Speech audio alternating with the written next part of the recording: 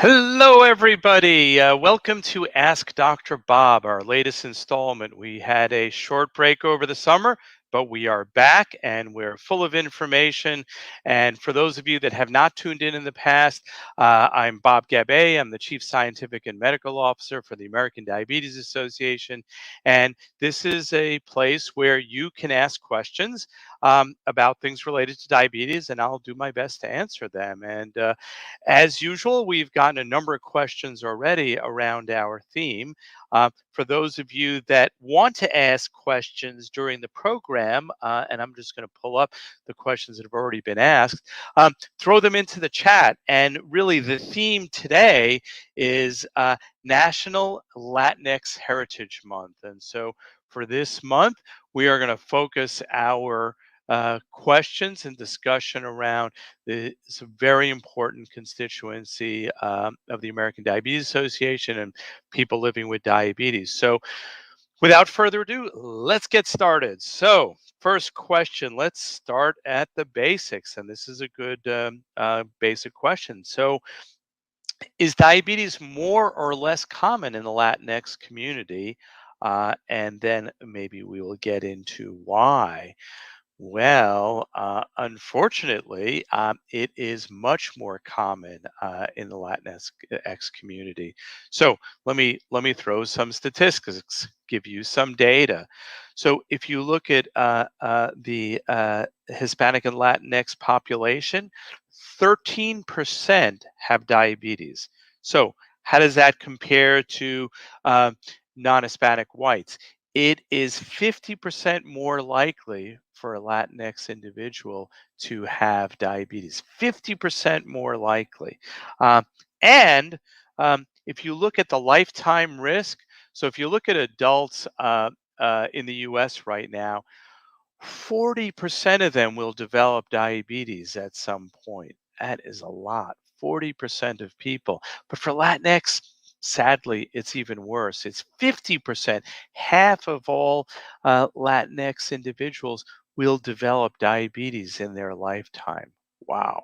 That's something we need to do something about. And we work with the diabetes prevention program as one of the ways to address that. So, why is it so much higher? There are a number of factors.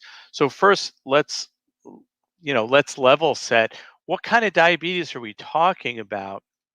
It's type 2 diabetes. Remember, type 2 diabetes, 90% of people in the US, type 1, about 10%. So it's really type 2 diabetes where the risk is so much higher for the Latinx community. And what's fueling that? What is the story there? Why? Well, you know, one of the big reasons why more people are developing diabetes in general, and the Latinx community even more so, is obesity. And so the rates of obesity in the Latinx community are significantly higher. So that's one. Why would you see, now you might say, well, why is there more obesity? Well, probably a number of factors, but access to healthy foods is certainly one of them, in an area where the American Diabetes Association has really been advocating to have access to food. Latinx individuals are more likely to live in food swamps or food deserts where healthy food is not available. Well, if you're not getting healthy food, you're more likely to be obese. The other big factor that leads to the development of diabetes, or the connection is really strong, is poverty. And so you might say, well, how does that work? Many factors there, but I'll just give you one statistic about poverty. Um, Poverty doubles the risk of dying from diabetes, doubles the risk of dying. And Latinx community, unfortunately, more likely to be living in poverty. So there are a number of factors as to why the individuals are more likely to develop diabetes. Okay, so now the next question is, so uh, the Latinx members of the Latinx community are more likely to get diabetes. What happens when they get diabetes? what's their risk of complications of diabetes? So if you remember, complications of diabetes can affect the eyes, the kidneys, the nerves, increase the risk of heart disease, stroke, all of these different things. So what's the difference in this community? Is the rate of those complications the same or different? And I am here to sadly say it is worse. So, particularly two complications, the risk of kidney disease and kidney failure leading to dialysis, higher in the Latinx community than those outside of that community. And the second one is blindness. Their risk of blindness is higher. So really concerning, a group of individuals, higher risk of developing diabetes, higher risk of bad complications.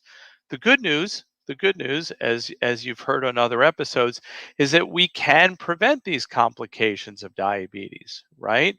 How do we do that? Part of it is the ABCs. What's the ABCs? A1C. A1C is a measure of blood sugar control, blood glucose control, getting good blood glucose control with a good A1C. So A1C, that's the A. B, blood pressure. Controlling blood pressure is really important for people with diabetes. And ABC, what's the C? Cholesterol, controlling cholesterol. Lowers the risk of heart disease, stroke, etc. So, um, higher risk of developing diabetes, higher risk of bad complications from diabetes. The good news is there are things that we can do about it. So let me move to the next question. Um, what is the most common type of diabetes in the Latinx community? Well, that's really the same as the community, and Americans in general. It's type 2 diabetes. Type 2 diabetes, remember, linked to obesity, sedentary lifestyle. People become resistant to the effects of the hormone insulin. Insulin can't do its job to control blood sugars. People make extra insulin to compensate. And the second problem that leads to the development of diabetes is insulin resistance, and then the inability to make that extra insulin. You can't do both of those, you get type 2 diabetes. And again, sadly, that happens more commonly in the Latinx community than otherwise. What about gestational diabetes? Yes, big issue. Again, fueled by increased risk of obesity, increased risk of gestational diabetes. Remember, gestational diabetes is diabetes that develops later in the course of pregnancy, usually in the third trimester. And if not recognized and treated, can have bad outcomes for both baby and mom.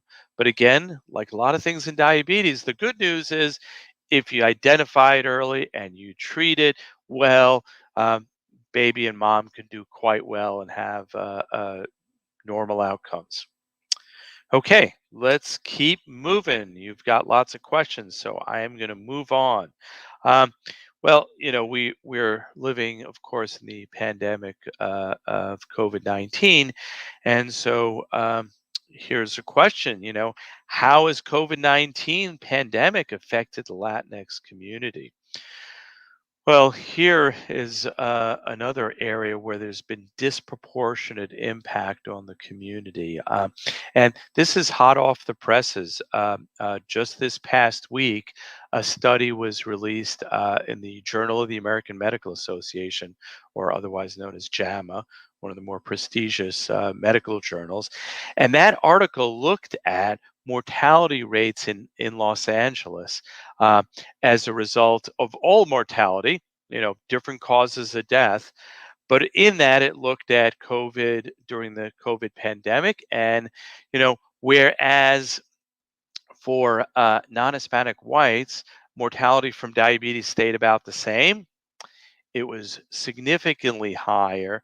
The death rate was 22% higher for the Latinx community. So diabetes worse during COVID, more mortality. Um, and what other statistic can I share on that? This came out earlier in the pandemic, that we saw that the risk of hospitalizations for the Latinx community was literally 5 times higher than whites, 5 times higher risk of hospitalizations. All to remind everybody, and you can find more information on our website, please consider getting vaccinated. You know, we know that vaccinations can lower the risk of hospitalizations and death. So get vaccinated for COVID. And we're getting to flu season, believe it or not. If you have diabetes, time to think about your flu vaccine as well. All right, let me move on and say, here's the next question. What are some of the important questions to ask your doctor about your risk of developing diabetes? Well, here's where we've got a great resource that I want to turn you on to. Uh, it's the American Diabetes Association risk test. So it's a simple set of questions, takes a minute to answer, and it'll tell you what your risk of developing diabetes is. Uh, and so it's diabetes.org/risk test, all one word. So that risk test, which is available in Spanish, you can go to that and it will give you a sense of what your risk of developing diabetes is and allow you to have a conversation with your healthcare provider about getting screened. And remember, screening for diabetes is easy. It's a simple blood test that really any provider can likely order and do for you. And so please, because a quarter of people that have type 2 diabetes don't even know it. So get diagnosed, find out your risk. If you're a high risk, get screened. Okay, let's move on to more questions. We've got a lot of good questions for people. So, how can healthcare providers better serve the Latinx community living with diabetes? Well, that's a good question. As a member of that community, I can tell you that it really is important for us as healthcare providers to think about this. And part of it is tailoring our care to be culturally sensitive. So, what does that mean? Well, think about the foods that an individual might eat and give suggestions that fit their dietary pattern. So customize things for people. And then, of course, where it's valuable, translate, right? Have translators. If people don't speak English, meet them where they're at. So language is another important piece. Um, and, in the long run, there are multiple studies that show that people respond to providers and staff that look like them. And so, if you're a healthcare provider and in the provider community, think about hiring staff that are part of the Latinx community to be able to relate better to that community.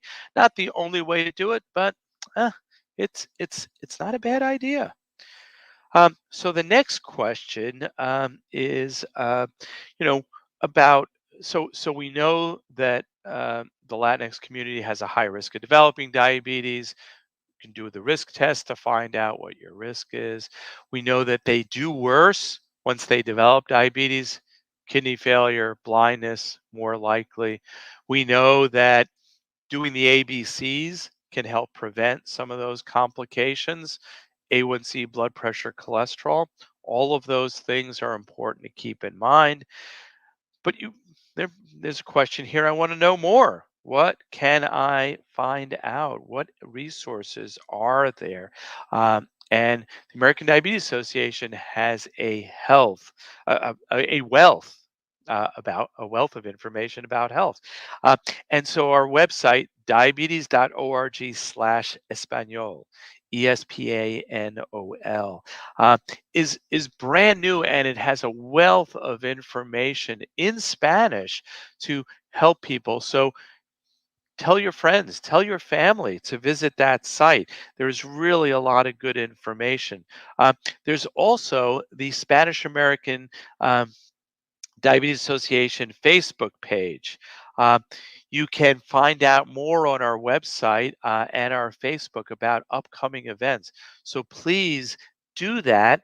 Um, we we're we really are here to help. You know, the American Diabetes Association is really the largest and most impactful diabetes organization in the world, and we're here for you. So Ask Dr. Bob is just one example of that. Our website has a wealth of information. So I really encourage you to go there. We have time for a quick question. So let me see. Um, so um, here's a question that says, once your numbers are high, what are the best tips to lower them? So if we're talking about your numbers being high, blood sugar levels being high. So what are the best tips to help bring your blood glucose levels down? Well, one is if you're on medication, take your medication.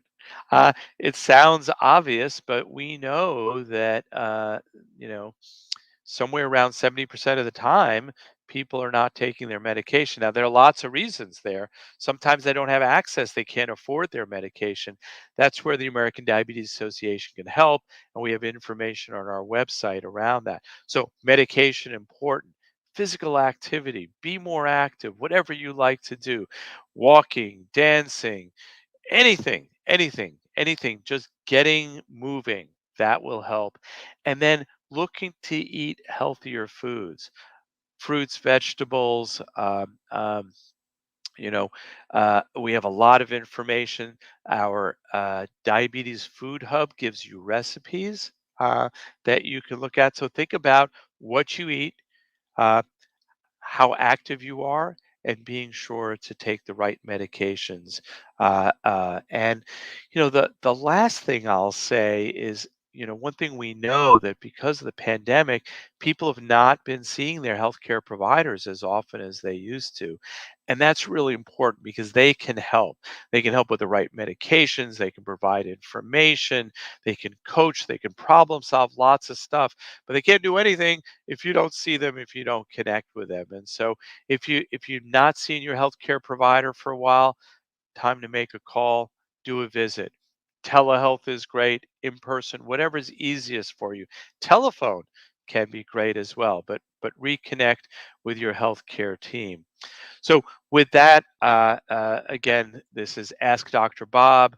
I'm the Chief Scientific and Medical Officer of the American Diabetes Association, Bob Gabe. It's my pleasure to do this each month. Tune in next month where we'll hit another topic. Send in your questions. Tell your friends to join because we want this to be a movement. We want more people to learn how to better care for themselves so they can live healthier lives with diabetes. We want people with diabetes to thrive. So go to our website for more information, and we'll see you next time. Be well.